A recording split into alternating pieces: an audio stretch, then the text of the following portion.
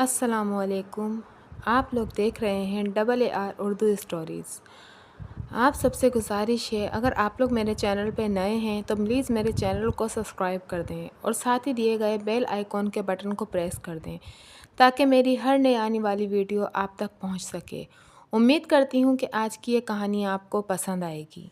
बात सिर्फ इतनी सी थी कि मुझे 5,000 की अशद ज़रूरत थी। ये 5,000 मेरी इज़्ज़त बचा सकते थे, मेरी साख बचा सकते थे, लेकिन आते कहाँ से, कौन देता मुझे? दोस्तों से मिलने की तो तवक्का ही नहीं थी, क्योंकि मैं बहुत से दोस्तों से कर्ज ले चुका था। अब तो ये नौबत आ गई थी कि मुझे दूर से देखकर वो कतरा जाया करते, और अगर देख भी लेते तो दूर ही से हाथ हिलाकर तेज़ कदमों से आगे बढ़ जाते।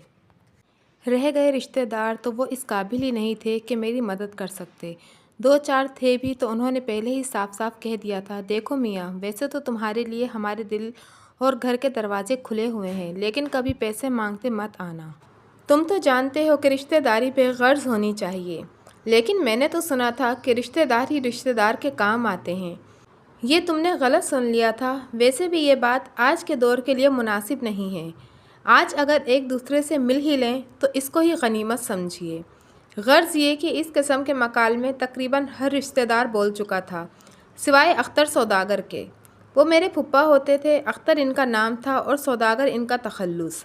वो शायर थे, अदीब थे, नाकद थे, और इन सब के बावजूद पैसे वाले भी थे। शहर में इनकी कई दुकानें और मकानात थे। 1,00,000-1,50,000 तो किराया आ जाता था, और अब से 15-20 साल पहले इतनी रकम बहुत ज़्यादा हुआ करती थी। इनको कभी आजमाने का मौका ही नहीं मिला था, लेकिन इनके बारे में बहुत कुछ सुन चुका था, जैसे इंतहाई दरिया दिल इंसान हैं। अरे भाई, न जाने कितने यतीमों, मिस्कीनों और बेवाओं की मदद किया करते हैं। मजाल है जो किसी ज़रूरतमंद को खाली हाथ जाने दें। अरे भाई, फरिश्ता सिर्फ इंसान है, इनकार करना तो उन्होंने सीखा ही नहीं है। इसके बाद कई वाक़यात सुनाए जाते जिनसे ये ज़ाहिर होता था कि अख्तर सौदागर वाकई इस दौर के हातम ताई हैं, जो मुझे इस बुरे वक्त में उनका ही ख्याल आ गया। बल्कि एक बार उन्होंने कहा भी था, देखो मियाँ, जब कभी किसी चीज़ की ज़रूरत हो तो बिला झिझक मेरे पास आ जाना। शर्माने की ज़रूरत ही नहीं है, इंसान ही इंसान के काम आता है, और तुम तो वैसे भी मेरे रिश्तेदार हो। इस मौके पर इनके ख्याल ने बड़ी तकवीत दे दी थी। मैं सीधे इनके घर पहुंच गया। अख्तर सौदागर घर पर नहीं थे, अलबत्ता फुप्पी मौजूद थीं। उन्होंने बड़ी मोहब्बत से चाय पिलाई, बिस्किट खिलाए, और जब मैंने फूफा के बारे में दरियाफ्त किया तो उन्होंने बताया, अरे तुम्हारे फूफा मगरिब के बाद घर कहाँ होते हैं? तो फिर कहाँ होते हैं? महफ़िल में, उन्होंने बताया। महफ़िल? किस की महफ़िल? मैंने हैरान होकर पूछा। अरे बेटा, महफ़िल एक रेस्टोरेंट का नाम है, उन्होंने बताया। गजाली रोड पर है, यहाँ से करीब ही है। मगरिब के बाद तुम्हारे फूफा के मिजाज के कुछ लोग वहाँ आ जाते हैं और रात गए तक जाते हैं और बातें करते रहते हैं। मैं समझ गया फुप्पी, हमारे यहाँ की ये एक पुरानी रिवायत है कि दानिश्वर और शायर किस्म के लोग ऐसी ही जगह बैठते हैं। मैं फुप्पी से रुखसत हो लेकर महफिल की तरफ चल दिया, जहाँ फुप्पा मौजूद थे। वो 7-8 दानिश्वर थे, जो एक कोने को घेरे हुए थे। चाय चल रही थी और माहौल धुआंधार हो रहा था। फुप्पा ने मुझे दूर से ही पहचान लिया था। वो इन लोगों से इजाज़त लेकर मेरे पास आ गए। क्या बात है बेटे, खैरियत तो है ना? उन्होंने बड़े तपाक से पूछा। फुप्पा, मैं आपके पास एक ज़रूरी काम से आया हूँ, मैंने बताया। हाँ बेटे, हाँ बेटे, हाँ। बुज़ुर्ग अगर काम नहीं आएंगे तो और कौन काम आएगा? उन्होंने बड़े प्यार से मेरा हाथ थाम लिया। अभी सुनता हूँ, पहले 5 मिनट मैं एक मसला हल कर लूँ, फिर तुम्हारे साथ ही चलता हूँ। अचानक मेरे सीने से बोझ जैसे उतर गया। फुप्पा तो पूरी तरह मेरा साथ देने को तैयार थे। वो मुझे लेकर इस तरफ आ गए जहाँ उनके साथी बैठे थे। बस 2 मिनट बैठ जाओ, फुप्पा ने खाली कुर्सी की तरफ इशारा किया। मैं कुर्सी पर बैठ गया। फुप्पा अपने साथियों से मुखातिब हुए। असल मसला ये नहीं कि मैं सोचता हूँ, बल्कि असल बात यह है कि मैं हूँ इसलिए सोचता हूँ। लेकिन अख्तर साहब, सोच ही तो इंसान को शऊर देती है। किसी ने कहा, शऊर ही देती है ना, वजूद तो नहीं देती। फुप्पा मेज़ पर घूंसा मार कर बोले, हमें तो असबाब अमल पर भी गौर करना होगा। माबद तयाबी नज़रियात हमें कहीं का नहीं रहने देते। इस सिलसिले में आइंस्टाइन की तहरीर ध्यान में रखनी चाहिए। आप ये भी कह सकते थे कि हम चूँकि हरकत कर रहे हैं इसलिए हमारा वजूद है। यही ज़िंदगी को देखने का एक पहलू है। بات پھر وہیں سے شروع ہوتی ہے کہ اور ان کے ساتھی جو کچھ کہہ رہے تھے وہ میرے سر سے گزر رہا تھا۔ میرا خیال تھا کہ یہ بے تکا مسئلہ 10-15 منٹ میں حل ہو جائے گا، لیکن وہ تو شیطان کی آنت کی طرح ہوتا جا رہا تھا۔ اتنی دیر میں چائے آ گئی، ایک لمحے کے لیے خاموشی ہوئی تھی۔ میں نے اس خاموشی کا فائدہ اٹھاتے وہ پھپھا کی طرف دیکھا۔ پھپھا وہ ہاں بیٹے، میں سب سمجھ رہا ہوں، فکر مت کرو، ابھی چلتا ہوں۔ اس کے بعد وہ پھر اپنے ساتھیوں کی طرف متوجہ ہو گئے۔ آپ شو پہنار اور پرسگا وغیرہ کو چھوڑیں، ہمارے مشرق نے ایسے دیو قامت پیدا کیے ہیں کہ دوسرے ان کے سامنے چھوٹے لگتے ہیں۔ آپ امام غزالی اور ابن رشد وغیرہ کو پڑھیں، ابن رشد کو دیکھیں تو عقل و آگاہی کا ایک نیا در کھلتا ہوا محسوس ہوتا ہے۔ اختر صاحب، ہم تو ٹائم تھیوری پر بات کر رہے تھے، کسی نے کہا۔ ہاں، اس کا تعلق نظریہ انسانیت اور حرکت سے ہے۔ وہ جسم اگر دو مختلف سمت میں ایک ہی رفتار سے حرکت کر رہے ہوں تو ان کے درمیان فاصلہ اور وقت کا تناسب ایک جیسا ہی ہوتا ہے۔ اس چکر میں مزید 15-20 منٹ گزر گئے، لیکن ان کا مسئلہ کمبخت حل ہونے کا نام ہی نہیں لے رہا تھا۔ ایسی باتیں ہو رہی تھیں جو میں نے پہلے کبھی نہیں سنی ہوں گی، لیکن میرے ذہن پر تو وہ 5,000 روپے سوار تھے جس کا علاج اس وقت صرف پھپھا کے پاس تھا، اور پھپھا تو جانے کن چکروں میں الجھے ہوئے تھے۔ مزید 20 منٹ کے بعد میرے لیے بیٹھا رہنا مشکل ہو گیا۔ پھپھا اس وقت بتا رہے تھے ڈراؤن نے جس وقت اپنی تھیوری آف اسپیس لکھی تو اس وقت انسان ٹیکنالوجی کے اس معیار پر نہیں تھا جتنا آج ہے۔ اس وقت کسی بھی میدان میں تحقیق کرنا آسان نہیں ہوتا تھا۔ 15 منٹ اور گزر گئے، اب مجھ سے وہاں بیٹھنا مشکل ہو گیا تھا۔ پھپھا ایک لمحے کے لیے سانس لینے کو رکے تو میں نے ان سے کہا، پھپھا مجھے اجازت دیں، میں کل پھر حاضر ہو جاؤں گا۔ ہاں ضرور آنا، پھپھا جلدی سے بولے۔ یاد سے آنا اور پریشان مت ہونا، سب ٹھیک ہو جائے گا۔ اس کے بعد پھپھا پھر اپنے ساتھیوں کی طرف متوجہ ہو گئے۔ فلسفہ یہ تھا۔ وہ فلسفے کو دیکھتے رہے اور میں اٹھ کر چلا آیا۔ بہرحال مجھے یہ اطمینان ہو گیا تھا کہ پھپھا سے میرا کام ہو جائے گا، وہ ضرور میرا ساتھ دیں گے، ان کا رویہ تو یہی بتا رہا تھا۔ گھر واپس پہنچا تو وہی شخص دروازے پر کھڑا تھا جسے 5,000 روپے واپس کرنے تھے۔ اس بار اس کے تیور بہت جارحانہ ہو رہے تھے۔ ہاں بھائی، کیا ارادے ہیں تمہارے؟ اس نے خون خوار انداز میں پوچھا۔ چونکہ مجھے پھپھا کی طرف سے آسرا ہو گیا تھا، اس لیے میں نے کڑے تیور سے جواب دیا، مرے کیوں جاتے ہو، کل آ کر پیسے لے جانا۔ چونکہ اس کے لیے میرا یہ لہجہ بالکل بدلا ہوا اور پر اعتماد سا تھا، اس لیے اس نے بے یقینی کے انداز میں دریافت کیا، بھائی کل پیسے دو گے نا؟ کہہ دیا نا کل پیسے مل جائیں گے۔ میں نے کہا، کل کس وقت آ جاؤں؟ اسی وقت آ جانا، میں نے بتایا۔ ٹھیک ہے بھائی۔ وہ بڑی نرم دلی اور خوشگواری کے ساتھ رخصت ہو گیا۔ دوسری شام میں پھپھا کے گھر کی طرف نہیں گیا بلکہ سیدھے محفل ریسٹورانٹ میں پہنچ گیا۔ پھپھا وہاں موجود تھے اور کل کی طرح کچھ لوگوں نے انہیں گھیر رکھا تھا۔ مجھے دیکھ کر پھپھا لپک کر اٹھے، میاں بالکل ٹھیک وقت پر آئے ہو، بس 2 منٹ بیٹھ جاؤ، میں نے ابھی کھانا نہیں کھایا، ساتھ گھر چلتے ہیں، اس کے بعد تم چلے جانا۔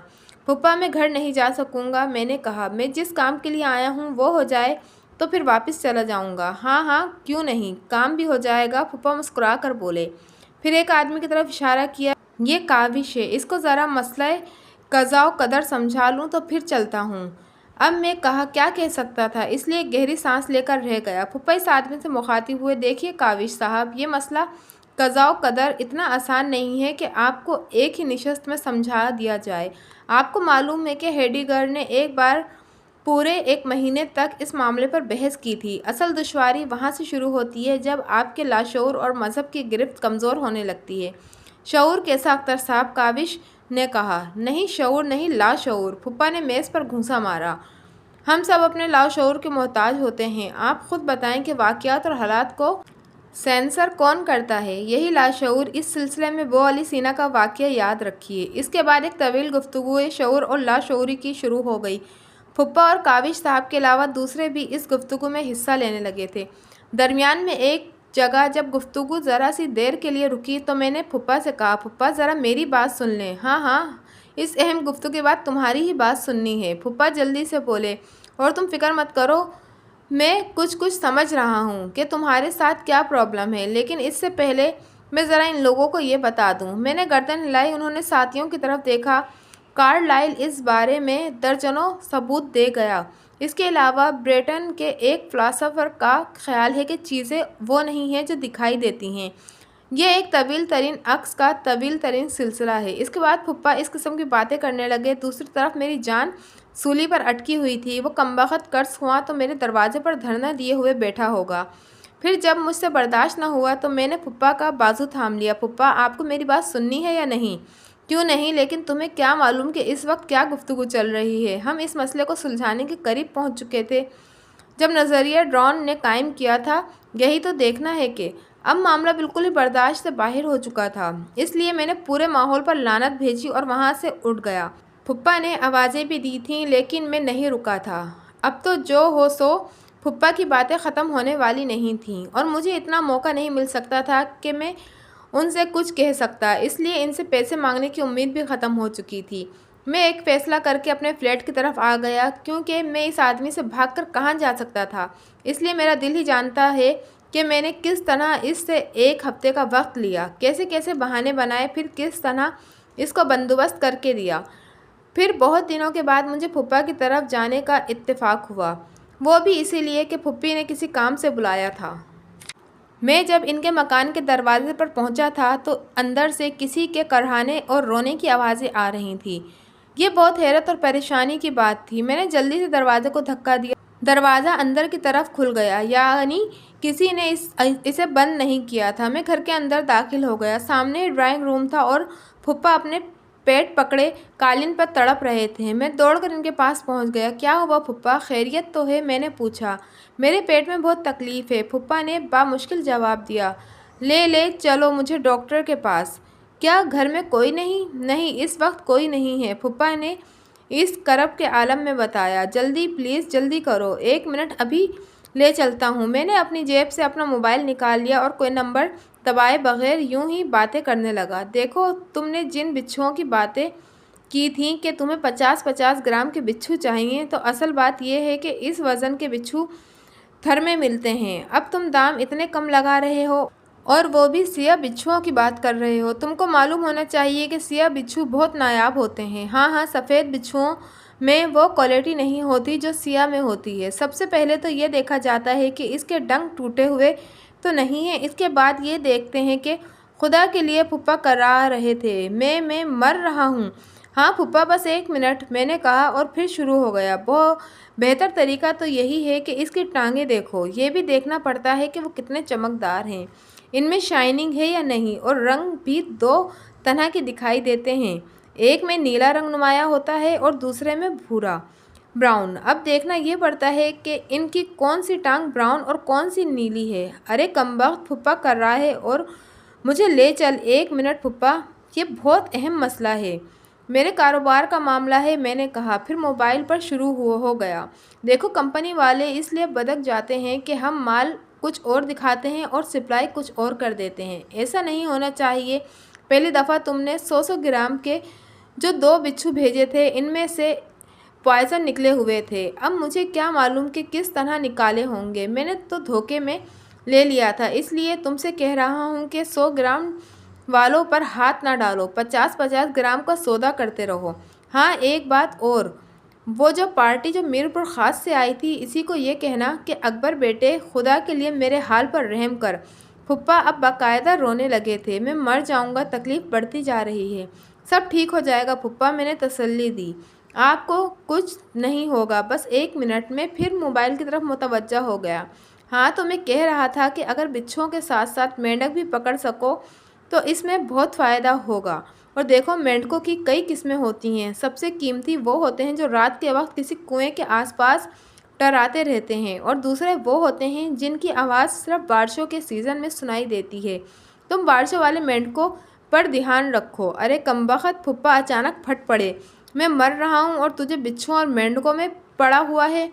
پھپھا، یہ میرا بزنس ہے، میں نے کہا، جس طرح آپ کے لیے کارلائل، بکرات، بیٹ گماگر اور براؤن وغیرہ اہم ہے، اسی طرح میرے لیے یہ بچھو اور مینڈک اہم ہے، کیونکہ ان سے میرا روزگار وابستہ ہے۔ سمجھ گیا، پھپھا تقریباً رو دیے تھے۔ تو مجھ سے اپنا بدلہ۔ اس کے ساتھ ہی درد کی شدت سے پھپھا بے ہوش ہو چکے تھے۔ اس کے بعد اتفاق سے گھر والے بھی واپس آ گئے اور پھپھا کو اٹھا کر ڈاکٹر کے پاس لے گئے تھے، اور آپ سمجھ گئے ہوں گے کہ پھپھی اور پھپھا سے اب میرے تعلقات کیسے ہوں گے۔ وہ اب میری صورت بھی دیکھنے کے رواداد نہیں ہیں اور خود مجھے بھی انہیں اپنی صورت دکھانے کا کوئی شوق نہیں ہے۔